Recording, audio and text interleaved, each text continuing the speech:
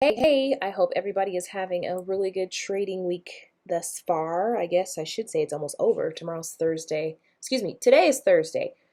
Well, tomorrow's Friday, so it's practically over. Hopefully, you've gotten in on the positions that you wanted to get in on and made some profit this week. So, I just really quickly, the last video was based upon a trading plan, and I wanted to kind of go over a trading plan and a trading strategy. They're two totally different things, and I just kind of wanted to shed a little bit of light on both of them because they're both very important for you to have in order to be successful in your trades. So a trading plan is simply what I had kind of explained in that previous video that I had done. What time are you going to trade? What are you going to allow? Why are you doing, or what is your why as to why you're trading?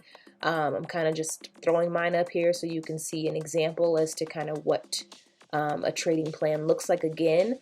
I think the last time we just I wrote down a few things that made sense to include in your trading plan. Well, this is my trading plan. So I did I put it into two parts just so that I could have them in one space. I have the trading plan itself, which is the reason why or why I'm motivated to do my trading, the time commitment that I'm going to work on my trading or my studies, the risk that I will allow or won't allow, time to trade, whether that be the New York session, the Tokyo session, that's on my trading plan. The markets that I will trade is on there, well, to some extent. I'm leaving that kind of open because sometimes different markets will move slightly different, and for some reason I just trading has me in the chokehold, so I just can't get off the market more often than not. I'm pretty often checking in, even in the middle of the night, which I'm pretty sure is probably unhealthy, but it's fine. We're just gonna roll with that for now until I get to a place where I'm ready to just look at a session for just that period of time while it is volatile. The strategy, that's included as well, and that just depends on exactly what is happening. How the market is moving will depend upon what strategy I actually go with. The steps, so right after I've taken a position, how much could I lose? Taking videos or taking pictures so that I know what I can look for after, how I fixed it, or how I made a mistake and how I need to go back and fix it, or what have you, or what I can do better the next time around. So that's going to all be included in the plan. The strategy, however, is just a little bit different. So the strategy is like, are you a fundamental trader? Are you a technical trader? Which one are you going to go with, or what is your ideology of how or what Forex is? Me personally, because I feel like from what my experience in trading has been, it's been a lot of technical stuff for me. I can relate a lot easier with what's happened in the past and then just use the fundamental piece as kind of confirmation for my trades. So I am a technical trader. Fundamental, not as much, but I still do use it as it is very important as to how the market moves. The strategy also includes my tools, the tools that I use. Whether that be the monthly chart, the 4-hour chart, the trend line, the MA, it just kind of depends. And then the triggers. So I've also listed the triggers of the reasons why I would actually get into the trade and the reasons why I would actually exit the trade. I don't know why it's separated like that. We're just going to roll with it. It's fine.